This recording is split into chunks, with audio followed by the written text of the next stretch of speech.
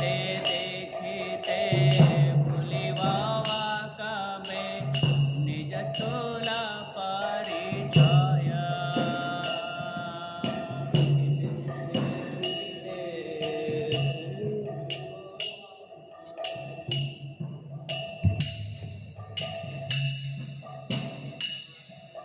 नयने हेरिब ब्रजपुर शोभा नित्य चिदानंदमय।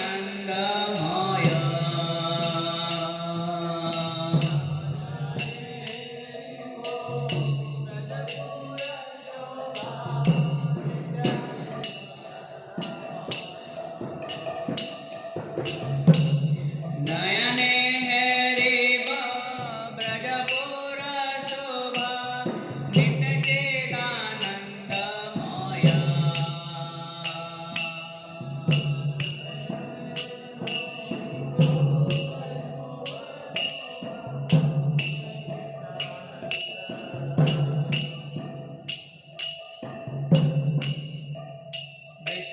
विश्वभानुपुरे जन्म लइबो यावटे विवाह वे।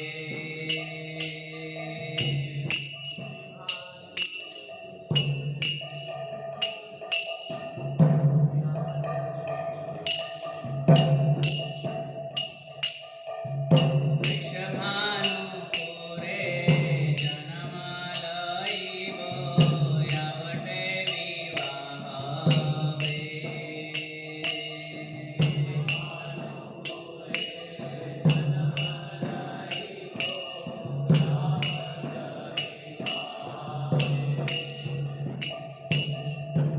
ब्रज गोपी भावा होइबे स्वभावा अनुभव न रहिबे।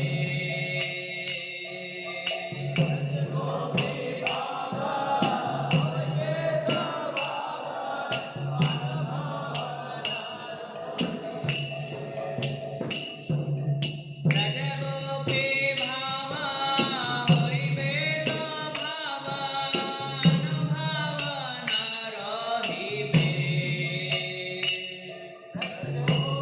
भावा होइबे स्वभावा अनुभव न रहिबे।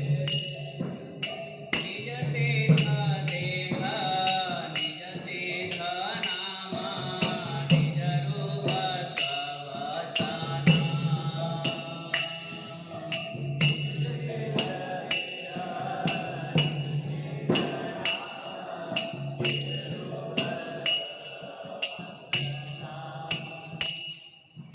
निज सिद्ध देह निज सिद्ध नाम निज रूप सब सना।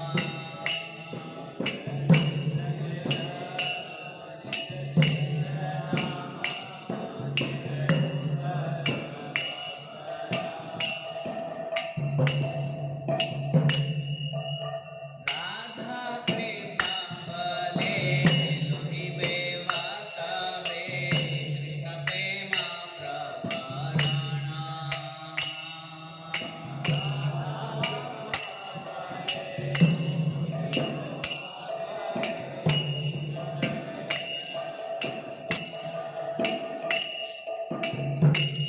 राधा प्रेमांबले लोहिबे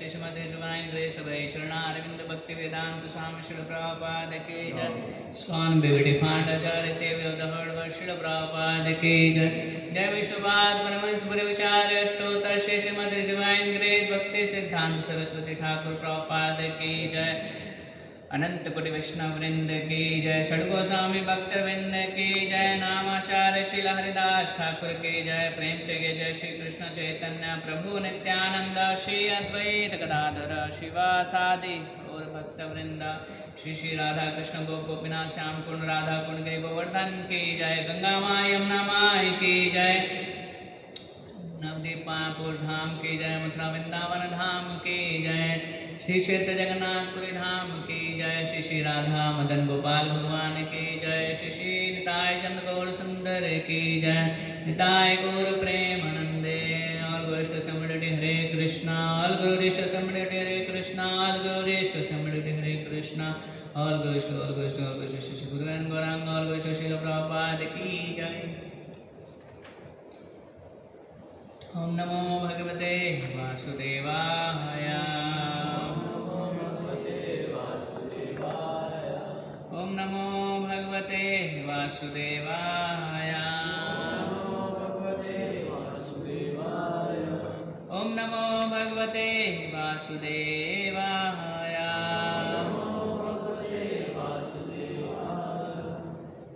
जय जय श्री कृष्ण जय जय श्री चैतन्य प्रभु नित्यानंद जय अद्वैत चंद जय गौर भक्त वृंद चैतन्य प्रभु नित्यानंद श्री अद्वैत गदाधर शिवासादि गौर भक्तवृंद। श्लोक है जय जय श्री चैतन्य जय नित्यानंद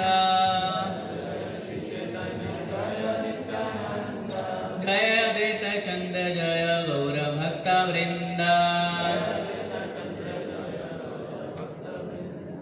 जय जय श्री चैतन्य जय नित्यानंद जय अद्वैत चंद जय गौर भक्त वृंद।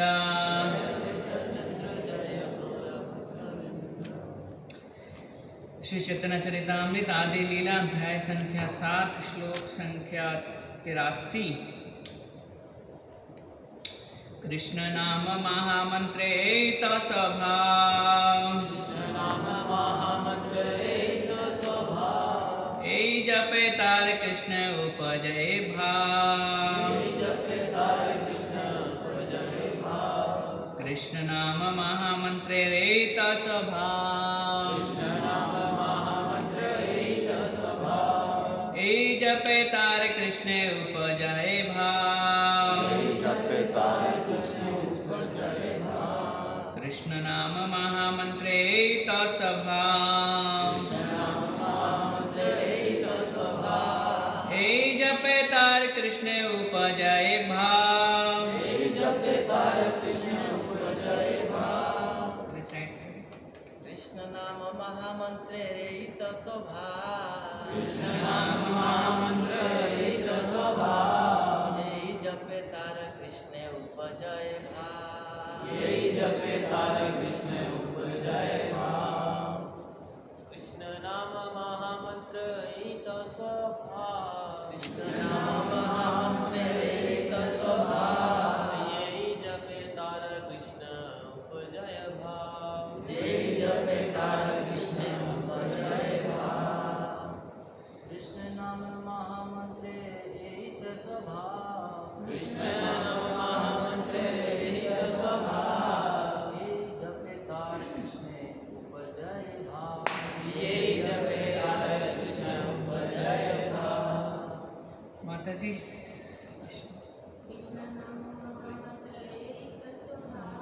कृष्ण नाम महामंत्र रहित स्वभाव जय जपे तार कृष्ण उपजय भाव कृष्ण नाम महामंत्र रहित स्वभाव यही जपे तार कृष्ण उपजय भाव। कृष्ण नाम कृष्ण का पावन नाम महामंत्रे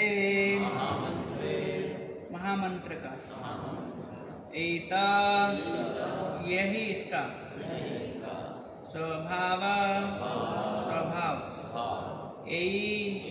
कोई जपे जपता है तारा उसका कृष्ण में उपजये विकसित होता है भाव अनुवाद तात्पर्य वाइस डिवाइन ग्रेस सिद्धांत स्वामी श्री प्रभुपाद की जय। ये हरे कृष्ण महामंत्र का स्वभाव है कि जो भी इसका कीर्तन करता है उसमें तुरंत ही कृष्ण के लिए प्रेम पूर्ण भाव उत्पन्न हो जाता है।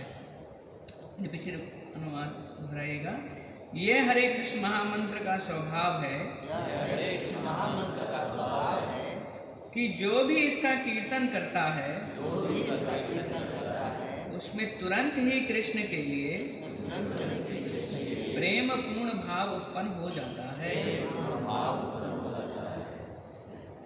तात्पर्य इस श्लोक में यह बताया गया है कि जो कोई हरे कृष्ण मंत्र का कीर्तन करता है उसमें भाव विकसित हो जाता है, जो ऐसा बिंदु है जहाँ से अनुभूति प्रारंभ होने लगती है। यह भगवान के लिए मौलिक प्रेम विकसित करने की प्रारंभिक अवस्था है।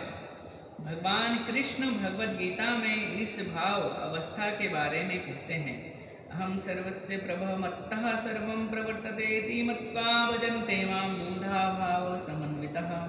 मैं समस्त आध्यात्मिक भौतिक जगतों का उद्गम हूँ, सभी वस्तुएं मुझसे प्रकट होती हैं। बुद्धिमान लोग इसे भली भांति जानकर मेरी भक्ति में लगते हैं और मेरे पूरे मनोयोग से मेरी पूजा करते हैं।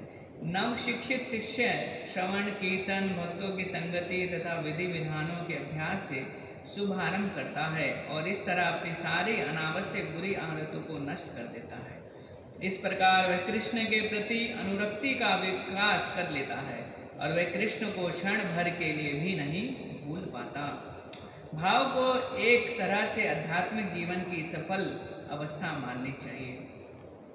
निष्ठावान जिज्ञासु अपने गुरु से भगवान नाम को श्रवण द्वारा प्राप्त करता है और दीक्षा प्राप्त करने के लिए बाद वह गुरु द्वारा बताए गए नियमों का पालन करता है।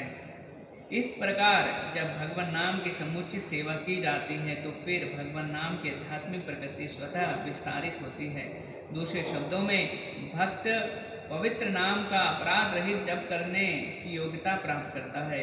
जब इस तरह वह भगवान नाम का जप करने का पूर्ण रूप से पात्र बन जाता है तो वह संसार भर में शिष्य बनाने के लिए योग्य बनता है, सचमुच जगत गुरु बन जाता है। तब उसके प्रभाव में आकर सारा विश्व हरे कृष्ण महामंत्र का कीर्तन करने जाता है। इस तरह ऐसे गुरु के सारे शिष्यों में कृष्ण के प्रति अनुरक्ति बढ़ जाती है। फलतः वह कभी रोता है तो कभी हंसता है, कभी नाचता है तो कभी कीर्तन करता है। ये लक्षण शुद्ध भक्त के शरीर में बहुत ही स्पष्ट दिखते हैं। कभी कभी कृष्ण भावना अमृत आंदोलन के हमारे अनुयायी जब कीर्तन करते और नाचते हैं तो भारत में भी लोग यह देखकर आश्चर्य करते हैं कि इन विदेशियों ने किस तरह इस भाव दशा में कीर्तन करना और नाचना सीख लिया। किंतु जैसा कि चैतन्य महाप्रभु ने बतलाया है, यह अभ्यास से नहीं होता, क्योंकि जो भी हरे कृष्ण महामंत्र का कीर्तन निष्ठा से करता है उसमें ये लक्षण बिना किसी अतिरिक्त प्रयास के प्रकट होते हैं। हरे कृष्ण महामंत्र की दिव्य प्रकृति को न जानने वाले अनेक मूर्ख लोग कभी कभी हमें इस मंत्र का ऊंचे स्वर से कीर्तन करने से रोकते हैं, किंतु जो हरे कृष्ण महामंत्र का कीर्तन संपन्न करने में वास्तव में उन्नत है वह दूसरों को भी कीर्तन करने के लिए प्रेरित करता है। कृष्णदास कविराज गोस्वामी बतलाते हैं, कृष्ण शक्ति बिना नहीं तार प्रवर्तन।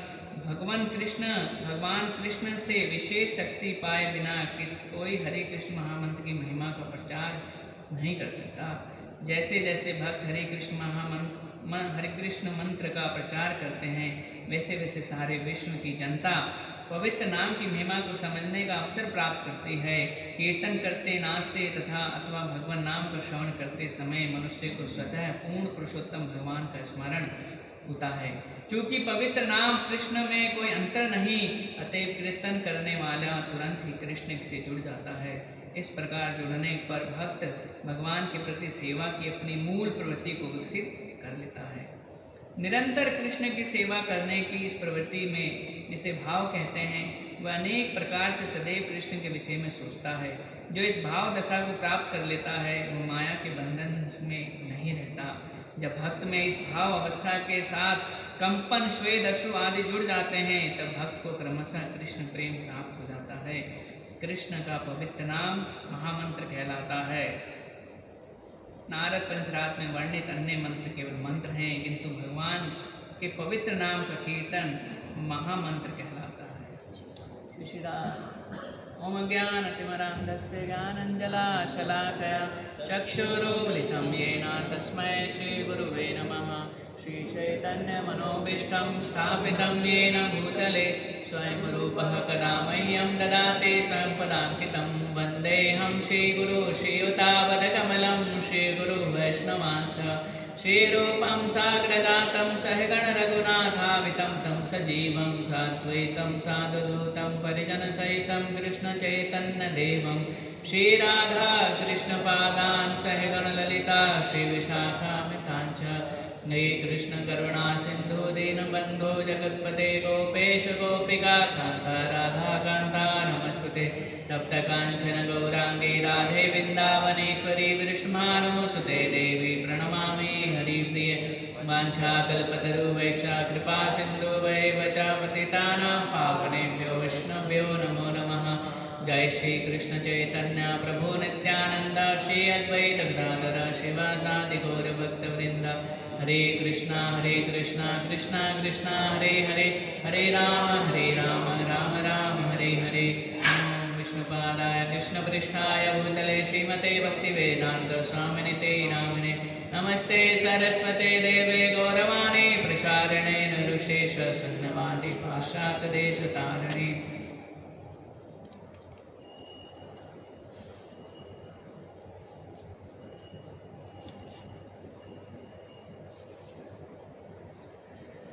श्री राधा मदन गोपाल भगवान की जय। श्री गौर निताय चंद्र गौर सुंदर भगवान की जय।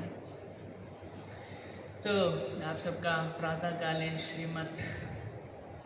कक्षा, आज चैतन्य चरितामृत की कक्षा में आप सबका स्वागत है। तो हर सोमवार आप सब चैतन्य चरितामृत के ऊपर चर्चा करते हैं। तो ये प्रसंग बहुत ही सुंदर चल रहा है। तो भगवान चैतन्य के 5 स्वरूपों का वर्णन इसमें भगवान श्री चैतन्य महाप्रभु विशेष रूप से कृष्ण नाम की महिमा के बारे में प्रकाशानंद सरस्वती ठाकुर प्रकाशानंद को बता रहे हैं। तो ये श्लोक जो है ये बहुत ही विशेष श्लोक है और कई बार हम इसका उच्चारण सुनते, कई बार इसको सुना होगा, कई लेक्चरों में इसके बारे में प्रवचनों के अंदर स्पीकर जो भी कथावाचक हैं या दे रहे हैं वो इसके बारे में जरूर बोलते हैं जब भी नाम की महिमा के बारे में बोलना होता है। नाम की महिमा इस श्लोक से जाकर पूर्ण होती है एक तरह से। जैसे महाप्रभु कृष्ण उपजाए भाव नाम लेने से। तो श्लोक के अंदर जैसे इस श्लोक का जो कृष्ण नाम लेने से क्या उत्पन्न होगा तो वो भाव, तो विशेष रूप से हम भाव के बारे में चर्चा करेंगे। तो आप सब जानते हैं कि भक्ति के 9 स्तर होते हैं, है ना। श्रद्धा, साधु संग, भजन क्रिया, अनर्थ निवृत्ति, निष्ठा, रुचि, आसक्ति, भाव और प्रेम। तो ये 8वां स्तर है भाव। इस श्लोक में और तात्पर्य में प्रभुपाद जी ने भाव के बारे में ही चर्चा किया है और उसको कैसे उपजाएगा, वो कैसे किसी के अंदर आएगा, तो उसका मार्ग इसमें दिया हुआ है। तो आप जानते हैं कि एक व्यक्ति नीचे आता है तो पहले उस श्रद्धा होती है, कोमल श्रद्धा होती है, फिर वो साधु संग करता है, फिर वो किस साधु संग करने से फिर वो साधु संग के अंदर गुरु पाद आश्रय भी आता है। उससे करते करते साधु संग करने से वो फिर भजन क्रियाओं से स्वीकार करता है, भजन क्रिया करते करते वो अपने अनर्थों को खत्म करता है। अनर्थों को खत्म करते समय इतना जल्दी आसान से खत्म नहीं होता जितनी जल्दी मैंने बोल दिया। अनर्थ बहुत समय ले जाता है। तो अनर्थों को खत्म होने के बाद ही निष्ठा आ सकती है। तो इसका मतलब जो भजन के अंदर निष्ठा नहीं है, इसका मतलब वहाँ अनर्थ है। तो क्योंकि अनर्थ खत्म हो गया तो निष्ठा पे है, फिर उसकी भक्ति में निष्ठा हो गई। और निष्ठा के बाद आता है रुचि, रुचि के बाद आता है आसक्ति।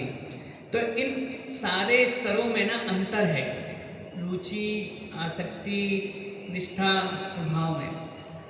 तो उस समय डिटेल में तो नहीं जाएंगे।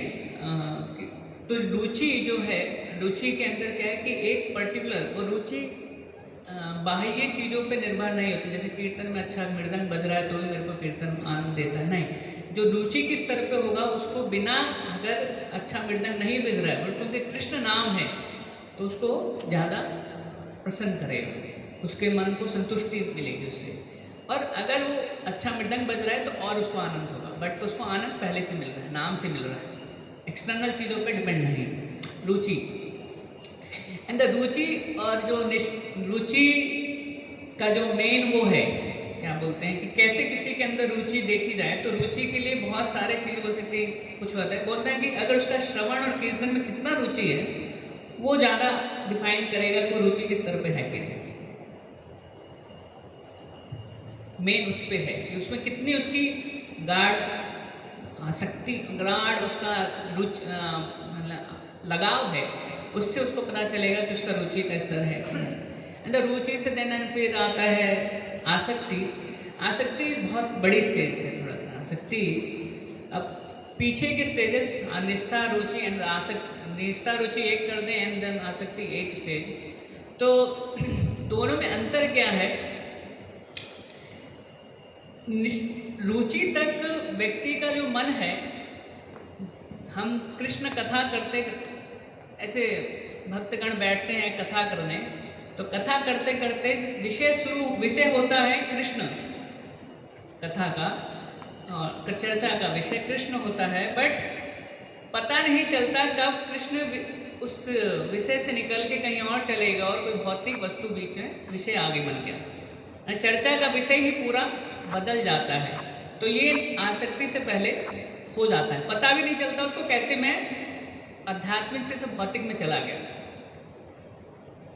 बहुत स्लो, बहुत फास्ट हो जाता, पता नहीं चलता कैसे गाड़ी कर गई। तो ये होता है। बट आसक्ति में क्या होता है? आसक्ति में जाके क्या होता है कि भले ही उसका भौतिक चर्चा आएगा, बट वो कैसे कृष्ण की तरफ चले जाएगा उसको भी नहीं समझ में आएगा। जो आसक्ति के स्टेज पर चल रहा होगा भौतिक, बट एकदम वो कृष्ण की तरफ चले जाएगा। तो ये ब्रॉड डिफरेंस है, ब्रॉडर डिफरेंस है आसक्ति एंड द प्रीवियस स्टेजेस के अंदर। कि आसक्ति में उसका मन स्वतः कृष्ण की तरफ भागेगा, कभी कभी हैगा, बट हमेशा उसका मैक्सिमम टाइम, ऑलमोस्ट उसका मैक्सिमम टाइम उसका मन कृष्ण की कथा में रहेगा आसक्ति के स्टेज पे। बट प्रीवियस स्टेजेस में उसका मन, टॉपिक कृष्ण चर्चा है, चला जाएगा भौतिक चर्चा में।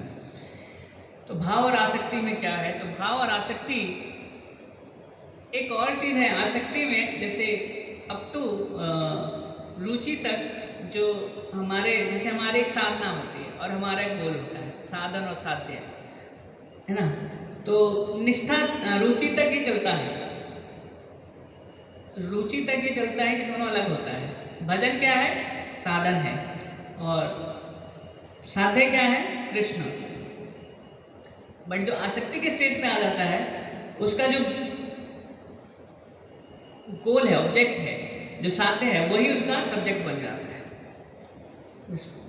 दिस इज डिफरेंस, एक और सेकंड डिफरेंस। जो रुचि पिछले स्टेज में ना आसक्ति के अंतर में अंतर है। तो मेन जो टॉपिक है यहाँ पे, मैंने इसलिए आसक्ति, क्योंकि आसक्ति ही जाके जो भाव बनता है। जब आसक्ति बहुत गाढ़ हो जाती है, जैसे मैंने बताया कि आसक्ति में थोड़ा बहुत उसका मन जाता है, बट मैक्सिमम टाइम उसमें रहता है। बट भाव में क्या होता है? वो थोड़ी देर भी नहीं जाता, वो थोड़ा भी खत्म हो जाता है। इसलिए तो इसलिए आचार्य ने इसको एक्सप्लेन करते हुए भाव के ऊपर बोला है कि भाव है क्या। तो आप देखेंगे अथ सेव आसक्ति परम परिणाम प्राप्तवती रति अपर प्रायो भाव इति आख्यम। जब आसक्ति जिसकी मैं बात कर रहा हूँ वही आसक्ति बहुत गाढ़ हो जाती है, आसक्ति मतलब कृष्ण की से आसक्ति, किसी भौतिक जगत से आसक्ति नहीं, चीजों से आसक्ति नहीं। वही आसक्ति जब परम परिणाम के रूप में परिवर्तित हो जाती प्राप्तवती, तब जाके उसको क्या कहते हैं? भाव कहते हैं। भाव इति आख्यम, लास्ट में ये भाव की परिभाषा है। जो वही आसक्ति मतलब पूरी तरह से एक्सट्रीम, मतलब वो चीज जब आ जाती है किसी साधक के अंदर तो वो भाव की स्टेज पे होता है। एंड ये वो स्टेज है जहाँ से प्रेम का उदय होना शुरू होता है। तो प्रभुपाद ने तात्पर्य में लिखा है, आपने देखा है कि उसमें भाव विकसित हो जाता है, जो ऐसा बिंदु है जहाँ से अनुभूति प्रारंभ होने लगती है। तात्पर्य में है श्लोक के। तो यहाँ से वो कार्य करना, मतलब प्रेम का स्फुरित होना यहाँ से शुरू हो जाता है। एंड ये भाव जो है, इसी भाव के ऊपर, भाव में जब क्यों ये भाव में प्रेम आता है? क्योंकि यहाँ पे भगवान की 3 शक्तियाँ काम करना शुरू कर देती है इस साधक के ऊपर। और वो 3 शक्तियाँ क्या हैं? सच्चित आनंद, इसके अंदर भी होगा या सएव सच्चिदानंद इति शक्ति त्रिकस्य स्वरूप भूतस्य कंदली भावम भजते। तो एक कंडली भाव है मुकुलित भाव। मुकुलित भाव मतलब जैसे आपने एक फूल देखा हो तो गुलाब जब खिलता है, खिलने से पहले वो ऐसे बंद रहता है, पूरा खिला नहीं है, बट खिलने के बिल्कुल क्लोज है वो। जैसे सूरज होगा वो खिल जाएगा पूरे खुल के। तो वो भाव क्या है? तो भाव वो स्टेज है। इसलिए यहाँ पे कंडली वर्ड यूज कर जिसका मतलब है मुकुलित भाव हिंदी में, और इंग्लिश में बडिंग स्टेज जो ऐसा। तो यहाँ पे 3 शक्तियाँ एक जीव के ऊपर, एक साधक के ऊपर कार्य करने शुरू कर देती है। इसलिए उसके अंदर नए भाव उत्पन्न होते हैं। और कैसे कैसे भाव होते हैं वो और भी आपको दिखेंगे।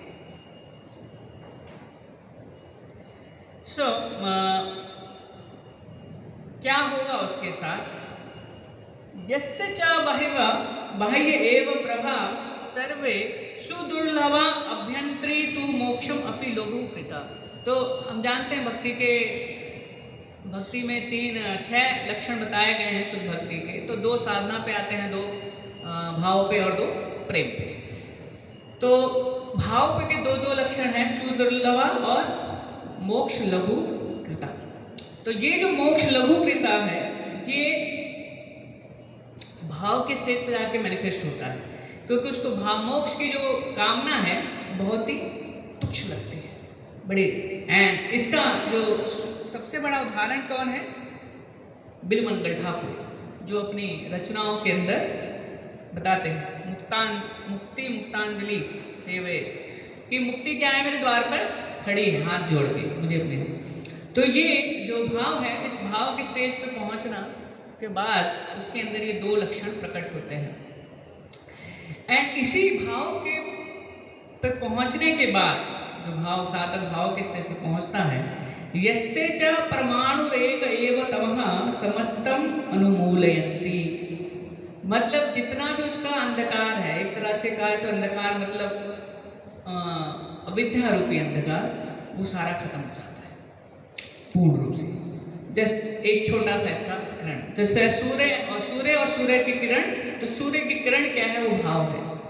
यस्य परिमलहे प्रसरमरे मधुसूदनम। तो ये स्टेज है जहाँ पे भगवान को वो प्रकट कर सकती है। ये वो स्टेज है जहाँ पे भगवान प्रकट हो जाते हैं उस साधक के समक्ष। इसलिए यहाँ पे लिखा है यस्य परिमलहे प्रसमरेर मधुसूदनम। मधुसूदन मतलब कृष्ण। निमंत्रण अन्य तत्र प्रकटी कर्तुम प्रभूयते।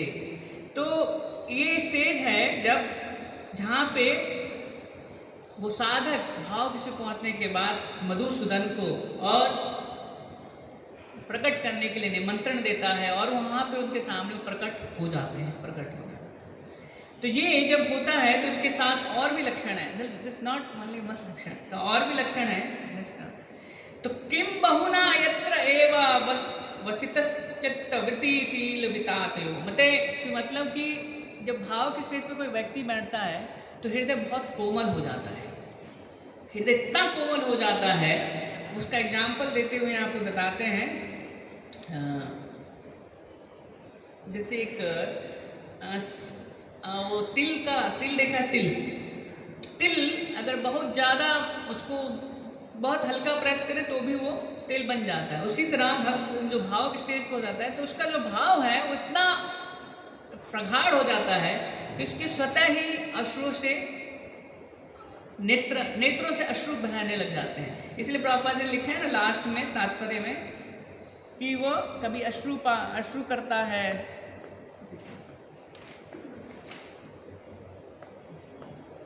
कई तरह के अष्ट सात्विक विकार के लक्षणों को प्रकट करता है। तो वो जो सारे हैं उससे क्या होता है, वो उसी अश्रु से भगवान को स्नान करा देता है। This is right. इसलिए यहाँ पे एक शब्द आया है, स्नेह व्यातिम योग्यातम दधाते हैं। तो ये जो चीज़ है श्री भगवान को पूर्ण रूप से कंट्रोल करने वाली हो जाती है, क्योंकि सुदुर्लभा है, क्योंकि भगवान भाव भक्ति के अंदर आने के बाद जो साधक भाव भक्ति पे पहुंच जाता है, भगवान उसके नियंत्रण में आ जाते हैं। अब ये बोले कैसे नियंत्रण में आते हैं, तो जो पहुंचेगा वो जान सकता है। तो हम अभी सर से सैद्धांतिक रूप से चर्चा कर रहे हैं, और कैसे होता है वो तो जो आप में से होंगे वो जान सकते हैं।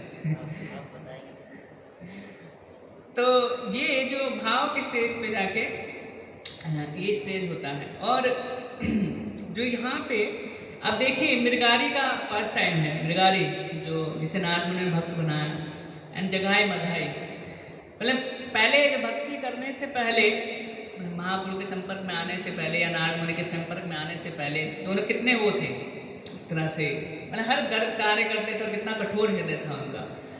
बट जब महाप्रभु के संपर्क में आए और नारद मुनि के संपर्क में आए तो वही एक कोई चींटी को नहीं मार सकता था, और वही उसी घाट पे जाके जहाँ पे लोग उनको पत्थर ही मारते थे, उनको भला भुला भी करते, बट फिर उनकी सेवा करते थे। तो जैसा भाव किसी के हृदय में प्रकट होगा तो उसका हृदय उतना कोमल होता जाता है। तो वही चीज़ यहाँ पे बोलते हैं। एंड लास्ट बोलते हैं, हाँ ये लास्ट मतलब इस पार्ट का, यह खलाव आविर्भावम एवं स्वधर्म स्वपचम। अगर ये भाव किसी में भी उत्पन्न हो सकता है, ऐसा नहीं है कि वो ब्राह्मण कुल का होना चाहिए, क्षत्रिय कुल का होना चाहिए, वैश्य कुल का होना चाहिए, नहीं, शूद्र का है, 4 वर्ण से नीचे भी होगा। इसलिए लिखा है स्वपचम होता, 4 वर्ण से नीचे का होता है, शूद्र से भी नीचे होता है। तो स्वपचम अभी उसके अंदर भी ये भाव उत्पन्न हो सकता है, इसके अंदर भी ये भाव उत्पन्न हो सकता है। और भाव उत्पन्न होगा तो क्या होगा, ऐसा भाव उत्पन्न होने वाला, चाहे वो चंडाल ही क्यों ना हो, उसके अंदर ये भाव उत्पन्न हो गया तो वो व्यक्ति क्या है, किसके द्वारा पूजनीय है, अपि ब्रह्म आदेर अपि नमस्यत्वम आपदायते। तो वो भगवान ब्रह्मा जैसे और आदि देवताओं द्वारा भी पूजनीय बन जाता है। ऐसा साधक भक्त कह सकते हैं, भक्त जो भगवान के प्रति भाव को उत्पन्न कर चुका है। तो नेक्स्ट श्लोक जो टेक्स्ट है सेकंड वाला, बेसिकली इसमें क्या होता है उसके साथ ये डिस्क्रिप्शन है, बट उसमें नहीं जा रहा मैं डिटेल में।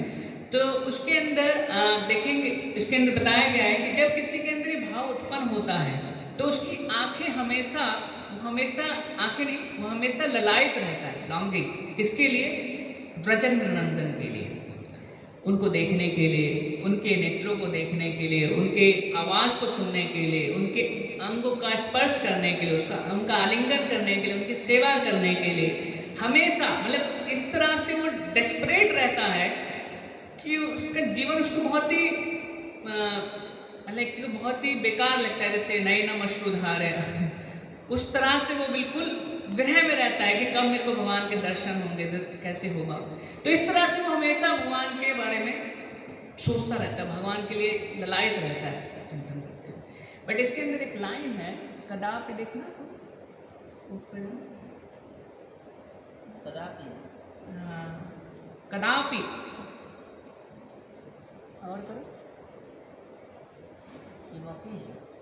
कदापि है, कमपि होगा आपके में, देखो आप है इसी में टेक्स्ट नंबर 2 में किमपि है। किमपि है, हाँ, मेरे में कदापि। एनीवे, तो आप सब जानते हैं नारद मुनि को भगवान ने दर्शन कितनी बार दिए थे दासी पुत्र में, जब दासी पुत्र के रूप में थे, एक बार। तो वही चीज यहाँ पे है कि भाव के स्टेज में एक ही बार दर्शन होने दिए थे। कदापि तदीये स्फुरतः तम साक्षात् प्राप्त वद, कि उसको भगवान की एक झलक मिल जाए, भगवान के दर्शन हो जाते, कदापि स्फुरतः, भगवान प्रकट हो जाते हैं एकदम उसके सामने। प्रतव इवन चेत हरिष्यते, और उससे जैसे भगवान प्रकट होते हैं वो आनंदित हो, जैसे नारद मुनि आनंदित हुए थे जैसे भगवान के दर्शन में, वो ध्यान कर रहे थे बट भगवान ने जैसे दर्शन दिए तो बहुत ही आनंदित हो गए। बट भगवान फिर कुछ सेकंड बाद फिर से वो अप्रकट भी हो गए। तो वो अब जब अप्रकट होते हैं तो क्या होता है, तो संपत्ते मादेत तदेव तद तिरोभावे विशिदते गलाएत, मतलब फिर वो एक दुख के सागर में डूब जाते हैं जैसे भगवान अप्रकट होते हैं। एंड हम जानते हैं कि नारद मुनि के साथ भी यही हुआ। नारद मुनि के भगवान ने दर्शन दिए, फिर भगवान अप्रकट हो गए, बट दोबारा से वो ध्यान लगाने बैठे, बट भगवान ने वो कोई ध्यान नहीं आ रहे थे, भगवान स्फुरित नहीं हो रहे थे। तो ये जो भाव इसके अंदर, तो भाव किस कभी कभी उसको भगवान उसकी और जो डेस्परेट है, जो क्या कहते हैं डेस्परेट, जो बेचैन है भगवान, सॉरी लौलुपता, ईगरनेस जो है उसकी, उसके ईगरनेस को भगवान उस साधक की और भक्त की ईगरनेस को बढ़ाने के लिए बीच में प्रकट हो जाते हैं और फिर उसको और बढ़ा देते हैं। जैसे नारद मुनि के केस में हम पूरा देखते हैं, वो मतलब एकदम बेचैन हो गए थे जैसे भगवान में प्रकट हुए और उसके बाद अप्रकट हुए, तो उसके बाद दोबारा प्राप्त करने के लिए इतना बेचैन हो गए कि वो बहुत कुछ करने लगे, स्वयं से साधन करने लगे, वही ध्यान टेक्निक यूज करने हैं। प्रभुपाद बोलते हैं कि टेक्निक से ज़्यादा कुछ नहीं होगा उस परपट में। तो बट भगवान करते हैं ताकि उसका एकनेस बढ़ता जाए उस भगवान के लिए, और क्योंकि उस भाव को, एंड ऐसा भक्त जो भाव के स्टेज पे होता है उसके अंदर वो तीन अवस्थाएं होती हैं, है ना। हम जनरली हम तो जागृति अवस्था में भगवान का स्मरण नहीं रख पाते, पर्सनली मेरे लिए तो बड़ा मुश्किल होता है। तो जागृति अवस्था में भगवान का स्मरण रखना बड़ा मुश्किल होता है, बड़े भाव का भक्त जो होता है वो तीनों अवस्था में रखता है, जागृति, सुषुप्ति और स्वप्न, वो तीनों अवस्था में भगवान के स्मरण में रहता है। ये विशेष उसके साथ होता है। कैसे, तो उदाहरण देते हैं, इसके अंदर एक आया होगा थर्ड कि लिखते हैं एव पांथतव अध्यावाशेत, कि जैसे राहगिरी या तीर्थ यात्रा पे जो निकला तीर्थयात्री है, वो हमेशा जिस तीर्थ में जाने की जा रहा है उसके बारे में स्मरण करता रहता है। आइडिया से करता है करना चाहिए, वो करे वो ना करे, वो कहा जाता है कि वो करेगा, स्मरण करना चाहिए उसको।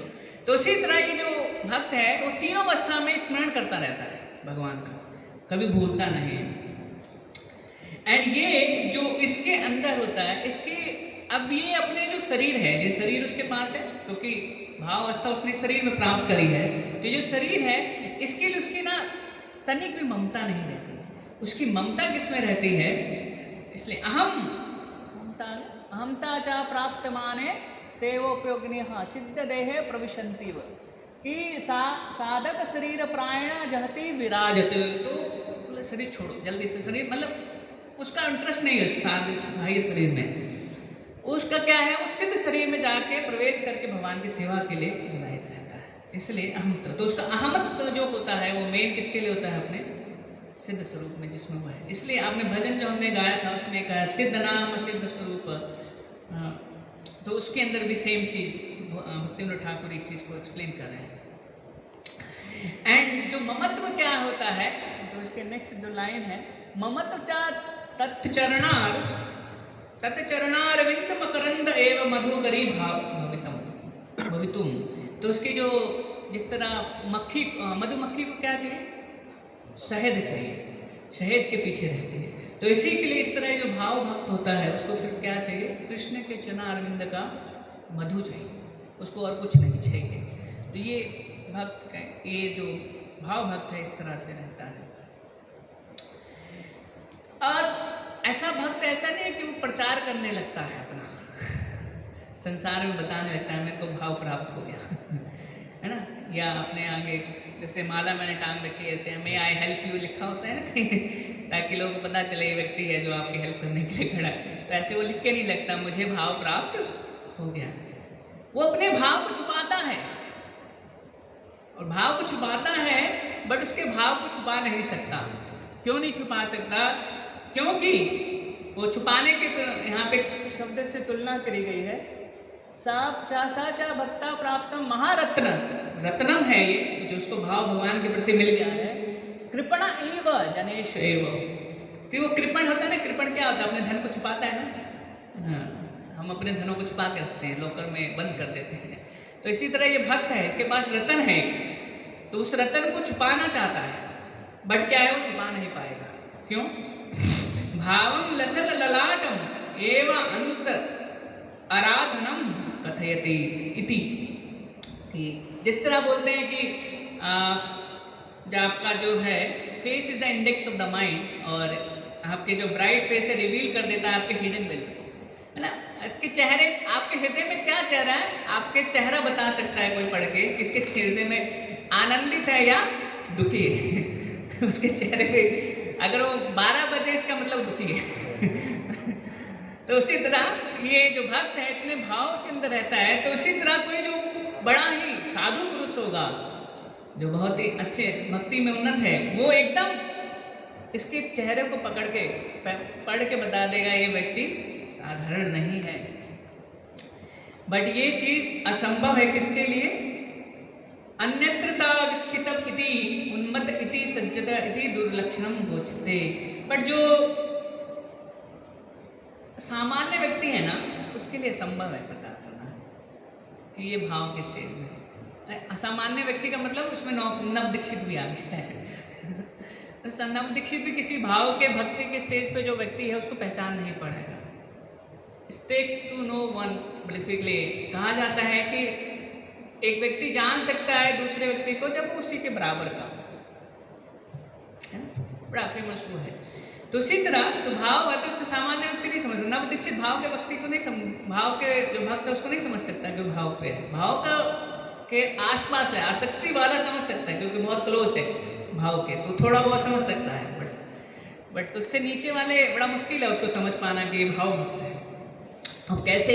तो एक उदाहरण है, प्रॉपर नहीं है बट सी आपने देखा होगा ईश्वरपुरी पाद जब कहाँ पे जब अद्वैत भवन में आए तो अद्वैताचार्य वर्शिप कर रहे हैं, और तो उनका बार अट्रैक्शन जा रहा है कि ईश्वरपुरी पाद की तरफ। अरे कौन है व्यक्ति, बड़े सज्जन से लग रहे हैं, बड़े वरिष्ठ मतलब उन्नत भक्त लग रहे हैं, बट उनको भी डाउट, बट समझ रहा है कुछ तो ये एक साधारण व्यक्ति तो नहीं, ये ईश्वरी प्रपाद एक साधारण व्यक्ति तो नहीं तो इतना मेरा आकर्षण नहीं जा सकता किसी के प्रति।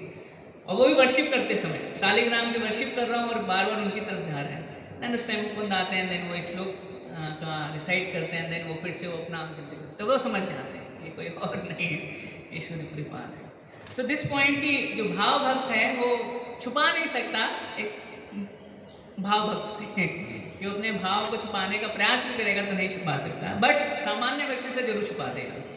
तो ये जो भाव भक्ति है ये दो तरह से आती है, एक आती है राग मार्ग से और एक आती है वैदिक मार्ग से। तो राग मार्ग से जो प्राप्त होता है वो कृष्ण के लिए प्राप्त होता है, जो वैदिक से करते हैं वो वैकुंठ के लिए प्राप्त होती है। तो अब पॉइंट ये चर्चा मैंने इसलिए करा क्योंकि भाव होता क्या है, भाव इतने सारे गुणों के भाव के सिम्टम हैं, और आप सब जानते हैं भाव भक्ति के लक्षण हैं जो 9 लक्षण हैं। क्या है स्टार्टिंग कैसे? अव्यर्थ नहीं, शांति अव्यर्थ कालत्म, शांति अव्यर्थ कालत्म, मान शून्यता, नाम गाने सदा रुचि अस्ति तद पदे प्रति स्थले। तो दिस पॉइंट ये नवदा भक्त जो भाव भक्ति के लक्षण है वो सारे उसके अंदर प्रकट होते हैं, जो हमने सिम्टम डिस्कस करे यहाँ पे लक्षणों के बारे में, ये सारे लक्षण उसमें ऑलमोस्ट उसी से निकले हुए हैं। तो पॉइंट है, ये सारे भाव भक्ति के लक्षण को प्राप्त कर सकता है एक साधक। ये असंभव नहीं है, ये असंभव नहीं है, संभव है, और इसी जीवन में संभव है। बस एक चीज करना होगा जो महाप्रभु ने इस श्लोक में बोला है, कृष्ण नाम महामंत्र यही तो स्वभाव, यही जपे तार कृष्ण उपजाए भाव, कि जो कृष्ण के पवित्र नाम का जप करेगा उसके अंदर निश्चित है कि उसके अंदर ये भाव कृष्ण के प्रति उत्पन्न होने ही हैं, वो रह नहीं सकता उसके लिए। तो प्रभुपाद जी बोलते हैं कैसे लेना होगा कृष्ण नाम का, तो पूरा पद्धति बताए कैसे साधु संग में आता है। तो उसमें एक चीज बहुत इंपॉर्टेंट है, बोलते हैं कि जब भगवान भक्त साधक भगवान के नामों का जप अपराध रहित होके करेगा तो निश्चित उसके अंदर ये भाव उत्पन्न होंगे, वो रह नहीं सकता इस भाव से उत्पन्न होगा, मतलब उसको भाव प्राप्ति होगी।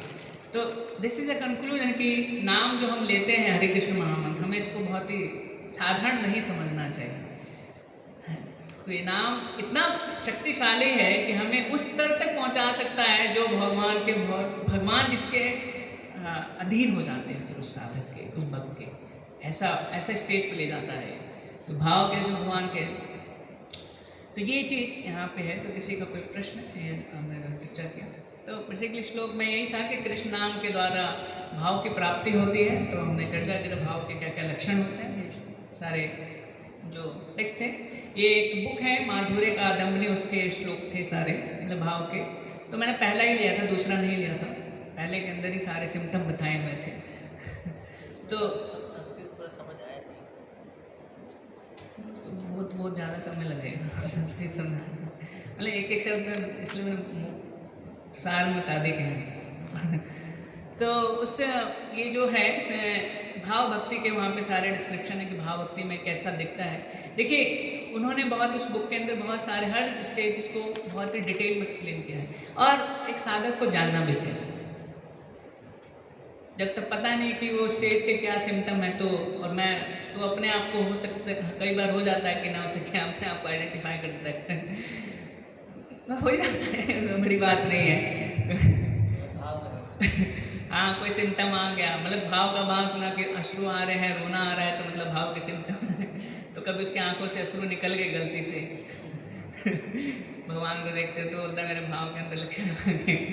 बट दिस इज सेकेंड, वो तो मेन भाव भक्ति के लक्षण ये होने चाहिए जो शांति व्रत की हालत में है, और ये सारे। तो इसलिए हमें पता होंगे तो हम अपने आप को एक सहजियापन से दूर रख सकते हैं, और जो सही मार्ग है उस पर आगे बढ़ सकते हैं। तो इसलिए सही ज्ञान का होना जरूरी है। तो और हरे कृष्ण महामंत्र सबको हमें सब कुछ प्रदान कर सकता है। बस हमें क्या है, इसका नाम, इसका जप बड़ी श्रद्धा से अपराध रहित होके करना पड़ेगा, तभी हम इसको प्राप्त कर सकते हैं। और ऐसा भक्त प्रभुपाद जी कह रहे हैं कि वो जगत गुरु। वैसे आप NOI का वर्ष पढ़ेंगे तो उसमें जगत गुरु किसका, वो पूरे संसार में शिष्य कौन बना सकता है, जो 6 वो कंट्रोल कर रखा है। बट यहाँ प्रभुपाद जी बोल रहे हैं जो शुद्ध नाम ले रहा है वो पूरे संसार में जगत गुरु बना सकता है। इसका मतलब जो भक्त शुद्ध नाम ले रहा है, मीन्स कि वहाँ के स्टेज पे है, इसका मतलब उसने सारे वेगों को कंट्रोल कर रखा है। तो डिस्माइंड के अगर हम शुद्ध नाम ले रहे हैं तो हम पूरे संसार में प्रचार कर सकते हैं। ऐसा प्रभुपाद के वर्णन है। प्रचार करना चाहिए, इसका मतलब ये नहीं कि हमें उससे पहले प्रचार नहीं करना है, उससे पहले प्रचार करते रहना चाहिए, क्योंकि ये प्रीचिंग मूवमेंट है। हरे कृष्णा। तो किसी की कोई टिप्पणी, कोई सुधार, कोई प्रश्न? ये भाव प्रभु जी मतलब नाम से ही आता है, नाम तो जब ही रहे नाम भाव। देखिए शुद्ध नाम बहुत है कि बोलते हैं कि अपराध रहित लेना शुद्ध नाम है। सो मैं शुद्ध नाम जो मैं समझ, मेरी अंडरस्टैंडिंग है, मैं अपने शेयर कर रहा हूँ। शुद्ध नाम मुझ मैं समझा है कि जो शुद्ध भक्ति का अभ्यास कर रहा है उसका नाम शुद्ध हो रहा है। प्रोपोर्शनेटली जितना उसका शुद्ध भक्ति का अभ्यास होगा उस प्रोपोर्शनेटली वो शुद्ध नाम ले रहा होगा, क्योंकि शुद्ध भक्ति की जो परिभाषा है उसको अपने जीवन में जितना अनुकूल कर रहा है उसके अकॉर्डिंग वो अपना साधना भी अपना उसका तीव्र होगा, उतना शुद्ध होगा उसका। जो समरी में जो समझना है। तो भाव जल्दी कैसे मिले आपको? भाव जितना जल्दी हम तीव्र न भक्ति योगी जल्दी पुरुषा जितनी तीव्र भक्ति करेंगे, लौल्य विकसित रखेंगे, उतना जल्दी प्राप्त होगा। नाम से मिले। मिलेगा नाम संकीर्तन, भक्ति करके ही मिलेगा। नाम संकीर्तन, नाम इस भक्ति का है, भक्ति करके ही मिलेगा।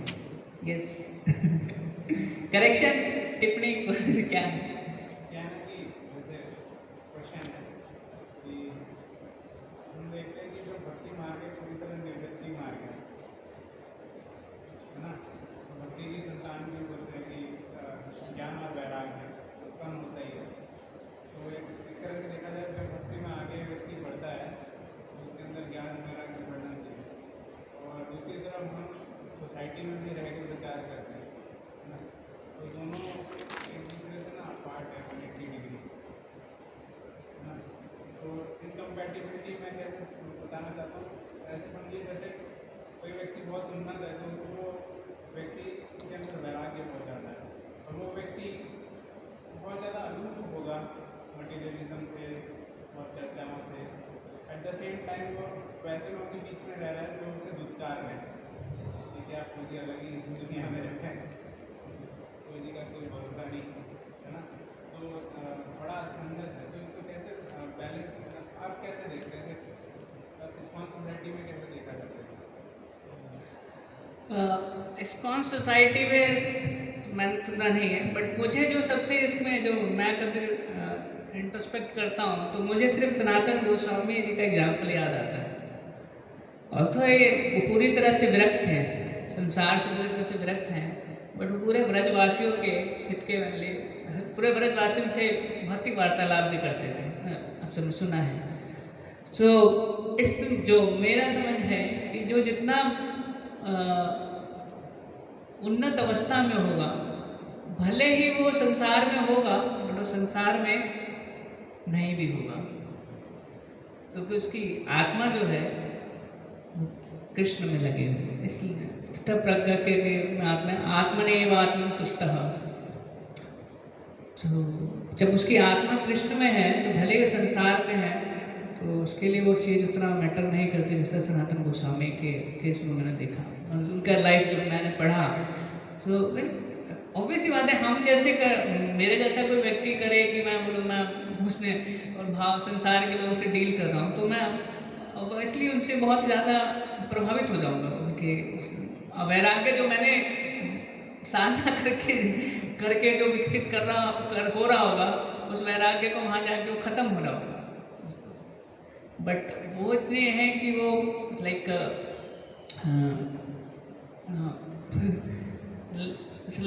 एग्जाम्पल मुझे अप्रोप्रिएट तो नहीं लग रहा, बट फिर देने के पारस है जो दूसरे को सोना बना सकता है बट खुद सोना नहीं बनता। तो भक्त जो उस तरह का है कि संसार में रह कर दूसरे संसारी लोग को भक्त बना सकता है, उसको भी उस स्टेज पे ला सकता है, एंड बट खुद प्रभावित नहीं होगा। नेशनल प्रभुपाद सेकंड एग्जाम्पल के इस्कॉन में रहते हैं। तो इससे पॉइंट की जितनी इसकी उन्नत अवस्था है, जितना उसका कृष्ण के अंदर उन्नत अवस्था यही है कि कृष्ण के अंदर जितना वो आसक्त है उतना वो संसार के लोगों से अच्छे से डील कर सकता है, बिना प्रभावित हुए उनको ला सकता है, ना कि उनसे ज़्यादा प्रभावित उनको अब उनकी तरफ जा सकता है, वो उनको अपनी तरफ खींच सकता है। आप एग्जाम्पल दे रहे हैं बहुत ही उन्नत जो कि पावर्ड है बिल्कुल। नहीं, मैं वही कह रहा हूँ, पॉइंट के कि वो उन्नत है, तो मैंने यही बोला कि जो जितना भक्ति में उन्नत होगा उस प्रोपोर्शनल में ये दोनों चीज़ का बैलेंस कर सकता है, उस चीज़ को मेंटेन कर सकता है। नहीं तो अब हमारे इस्कॉन सोसाइटी के प्रेसिडेंट जो है तो बहुत सारे भक्त होंगे जो उन्नत भी होंगे और कई सारे भक्त होंगे जो नहीं उन्नत होंगे। तो जो जिस स्टेज पे होगा वो स्टेज से डील कर सकता है उस संसार में, बट जो अपने स्टेज से ऊपर, बेसिकली अधिकार का क्वेश्चन आ गया कि अधिकार नहीं है उसका और उस अधिकार से ऊपर की बात कर रहा है, उस अधिकार से ऊपर जाके कार्य कर रहा है। नव दीक्षित तो मेरा क्वेश्चन क्या है कि जैसे एक तरफ हम देखते हैं श्रीला प्रभुपाद जो कि बहुत ही ज़्यादा आप कहते हैं दक्ष थे हर चीज़ में, भक्ति सिद्धांत सरस्वती का बहुत ही ज़्यादा दक्ष थे। दूसरी तरफ हमारी सोसाइटी में वंशीदास बाबा जी आते हैं, गौर किशोरदास बाबा जी आते हैं, कोला बच्चा श्रीधर आते हैं। उनकी स्थिति सोसाइटी में बहुत ही ज़्यादा दुखकारी जाती थी उस समय। एक तरह से देखा जाए कि बहुत ही ज़्यादा रेलेवेंट नहीं थी। तो इस कंटेक्स्ट में मेरा सवाल था कि दोनों मतलब देखिए ऐसे मतलब प्रश्न तो बहुत ही कॉमन सा कई बार है कि हम संसार में कुछ भजनानंदी है हमारे सोसाइटी संप्रदाय के अंदर और कुछ गोष्ठानंदी बैठे हुए हैं, है ना, आचार्यों में ही दोनों गोष्ठानंदी हैं, एक को सोसाइटी बहुत रिकॉग्नाइज की है, दूसरे को नहीं करती है। तो जो भजनानंदी है उसको निग्लेक्ट करती है सोसाइटी, बोलते ये तो अपने में रहता है, इसको दूर करो। और जो गोष्ठानंदी है उसको लोग अप्रिशिएट करते हैं।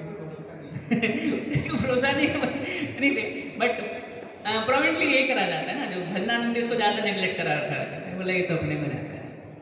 देखिए अल्टीमेटली संसार क्या कर रहा है वो तो मैंने नहीं जानना था। वो तो मैटर जो है दोनों साधक और कृष्ण के बीच का है। तो दोनों को परफेक्शन मिलेगी, ऐसा नहीं है कि जो गोष्ठानंदी है उसको परफेक्शन मिलेगी, भजनानंदी उसको नहीं मिलने वाला है ना। लाइक भूगर्भ गोस्वामी और ये सारे जो गोस्वामी अन्याचार्य जो है इन्होंने क्या कुछ करा ना, प्रैक्टिकली इतना कुछ करा नहीं है सोसाइटी के लिए,